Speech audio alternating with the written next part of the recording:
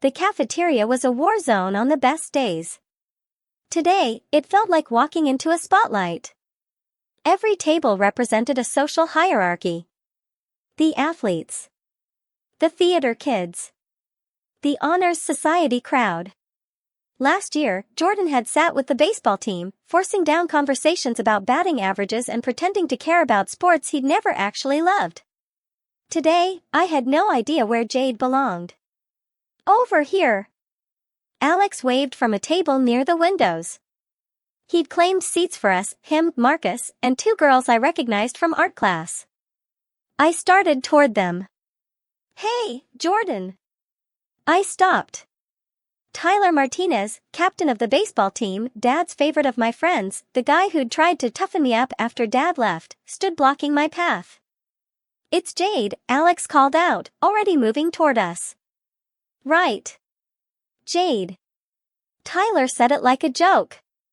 So what, you gonna try out for softball now? Or are you too good for sports entirely? Tyler, move, I said quietly. I'm just saying, it's pretty weird, man. You spend all summer gone and come back in a dress talking about pronouns. Seems like attention-seeking if you ask me. Something hot and sharp flared in my chest. Good thing nobody asked you, I said. Excuse me? You heard me. I stepped closer. I spent 2 years pretending to care about baseball because my dad wanted me to. Spent 2 years listening to you talk about workouts and protein shakes and which colleges had the best athletic programs. And you want to know the truth, Tyler? He crossed his arms. What? I was miserable every single second. Playing a sport I hated, pretending to be someone I wasn't, all because people like you decided that was what real boys do. So if you think I'm going to apologize for finally being honest, you're going to be waiting a long time. The cafeteria had gone quiet. Tyler's jaw tightened. For a moment, I thought he might actually swing. Then he laughed, bitter, dismissive. Whatever, man. You do you. He walked away. Alex appeared at my elbow. Dude. That was epic. I'm shaking, I admitted.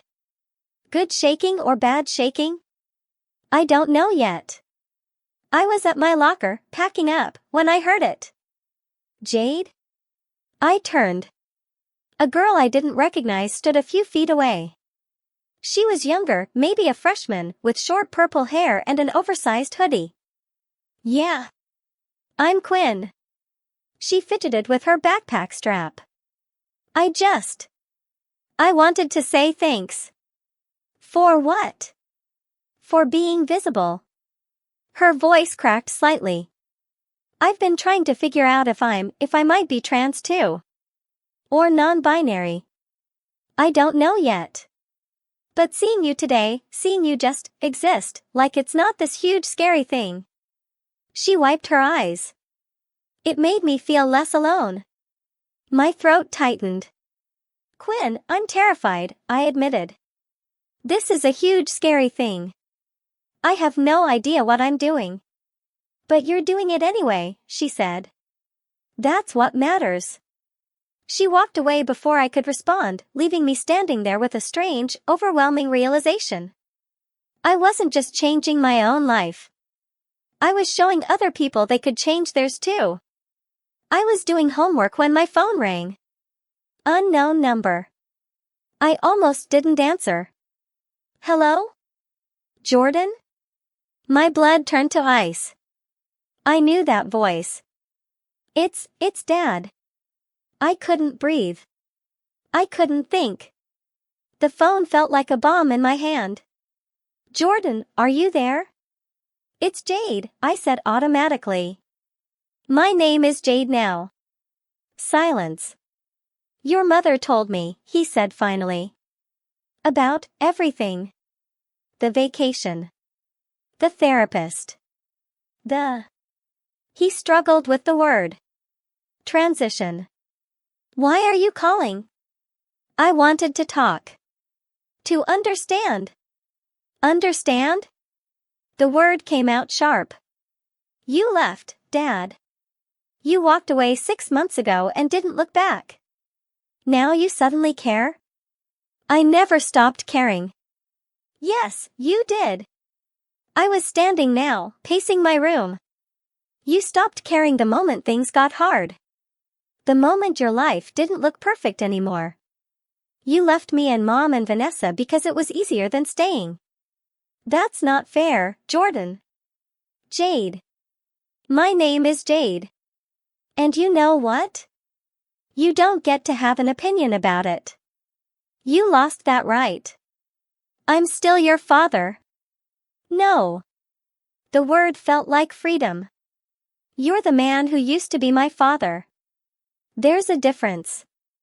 Another silence. Longer this time.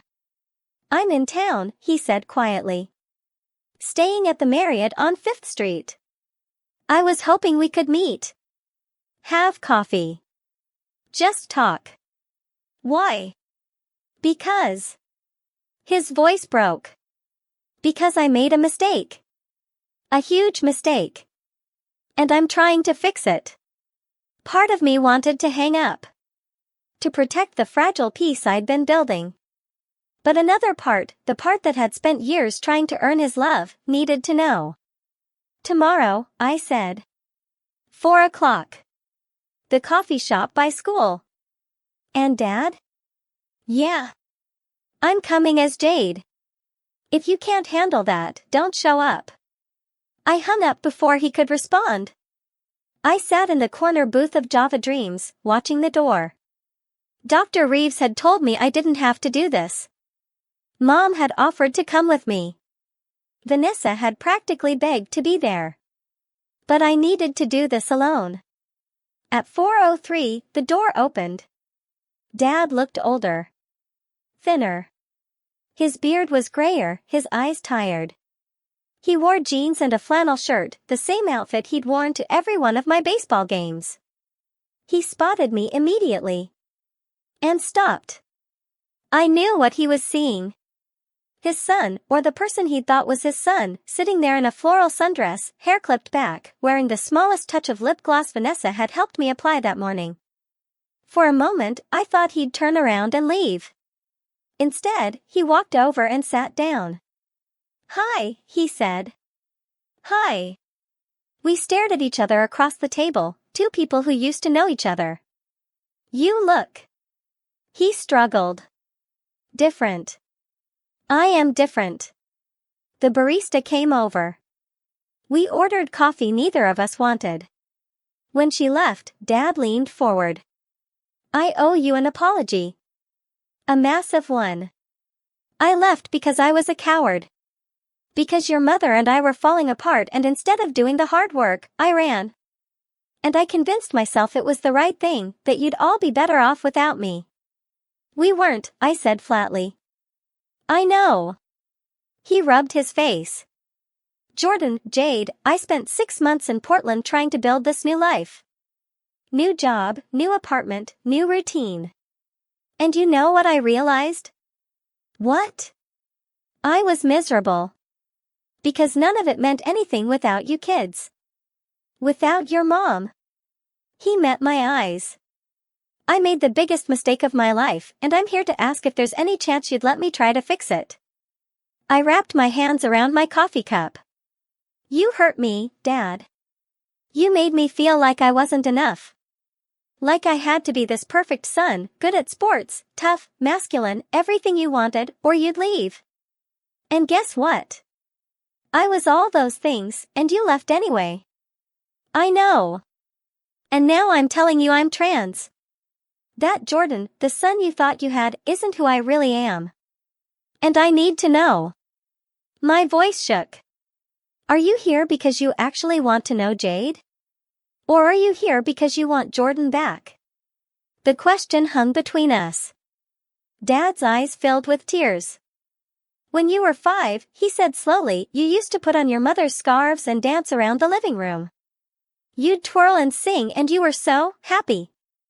And my father, your grandfather, he saw you one day and he pulled me aside. Told me I needed to nip that in the bud before you got too old. Said boys who acted like that grew up wrong. I'd never heard this story. So I did, Dad continued. I stopped you.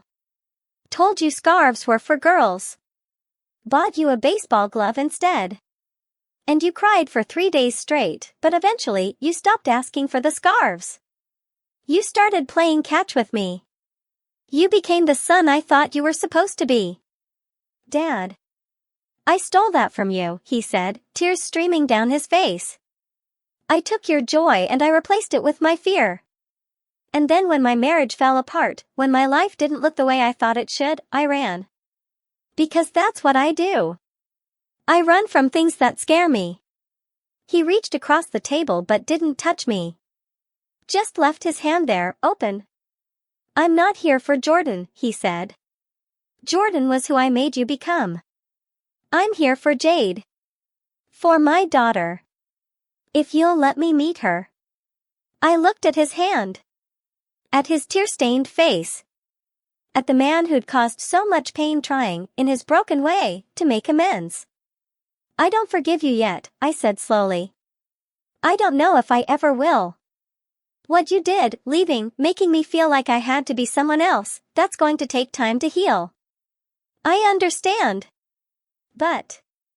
I took a shaky breath. I think I want to try. Not to go back to how things were. We can't. But maybe we can build something new. Something honest. I'd like that, he whispered. I looked at his outstretched hand for a long moment. Then I took it. This doesn't fix everything, I said. I know. And if you mess up, if you use the wrong name or pronouns or make me feel like you can't accept who I am, I'm done. No second chances. I understand. Okay. I squeezed his hand. Then let's start over. Hi, Dad. I'm Jade. He smiled through his tears. Hi, Jade. It's really nice to meet you. The mirror in my bathroom reflected someone I was finally starting to recognize. Jade stared back at me, wearing a homecoming dress Grandma had bought, hairstyled by Vanessa, makeup done with surprising skill after weeks of YouTube tutorials. It wasn't perfect. I could still see traces of Jordan in the jawline, the shoulders. But I could also see myself. You ready? Vanessa called from my room. Alex is here. I took one last look. The girl in the mirror smiled. Ready, I said. The gym had been transformed into some kind of enchanted forest theme, fairy lights, paper trees, the whole cliché package. But somehow, it was perfect. Alex met me at the entrance, looking uncomfortable in a suit. You clean up nice, dude. So do you. We walked in together. The stares came, they always did. Some curious, some judgmental, some genuinely kind. I'd learned to tell the difference. But tonight, I didn't care. Because Quinn was there, in a suit with a rainbow bow tie, dancing with her friends. Because Sarah Chin had waved me over to her group and complimented my dress. Because Mrs. Halloway was chaperoning and had given me a thumbs up when I walked in. Because I was here. Actually, fully, completely here. Can I tell you something? Alex said as we stood by the punch bowl. Always. I'm really proud of you. Like, seriously. You're the bravest person I know. I'm just trying to survive, I said. That's what makes it brave. The DJ started playing a slow song. Couples drifted onto the floor. Wanna dance? Alex asked. As friends. Totally platonically. I laughed.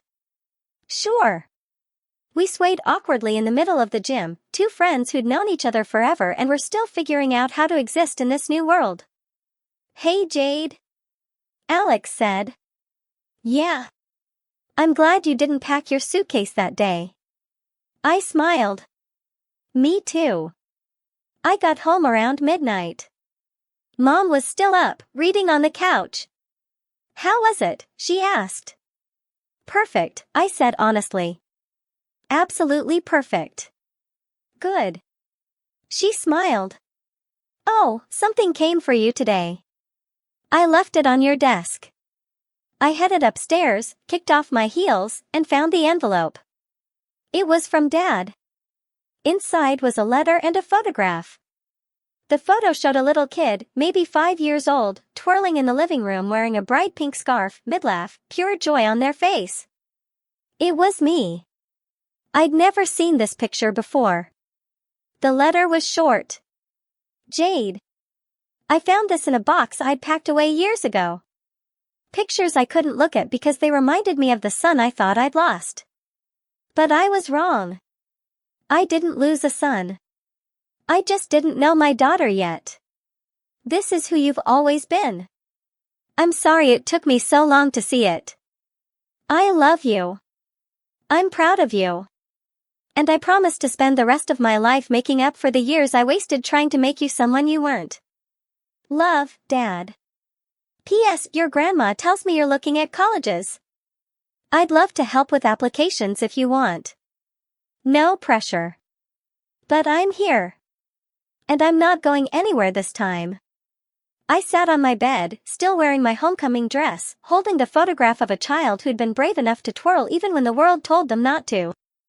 That child was still here. Still twirling. Still brave. My phone buzzed. A text from Vanessa. How was the dance? I typed back, I'll tell you everything tomorrow. But Van? Yeah. Thank you. For the vacation. For the dresses. For seeing me before I could see myself. Her response came immediately. That's what sisters do. Love you, Jade. I set the photo on my nightstand, right next to the one from the vacation, the first picture I'd taken as Jade. Before and after. Except not really.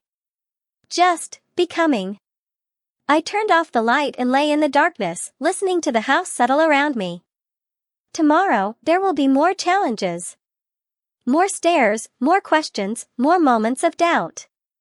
But tonight, I was exactly where I needed to be. In a room that finally felt like mine. In a body I was learning to love. In a life that was finally, beautifully, mine. The acceptance letter arrived on a Tuesday. Dear Jade Reynolds, we are pleased to offer you admission to the Sarah Lawrence College class of 2029.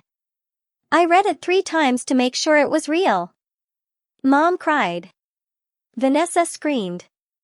Alex did a victory dance in my living room. And Dad, when I called to tell him, said 4 words that meant everything. I'm so proud, sweetheart. That night, I stood in front of my mirror one last time. The girl looking back wasn't perfect. She still had hard days, moments of doubt, mornings when the dysphoria felt overwhelming. But she was real. She was brave. She was mine. Here's to you, Jordan, I whispered to the reflection. Thanks for keeping me alive long enough to become her. Then I turned off the light and walked into my future. A future where I didn't have to choose between being loved and being myself. A future where I could finally, freely, completely be both. Some journeys don't end. They transform. And sometimes, the person you were always meant to be was just waiting for you to be brave enough to say hello.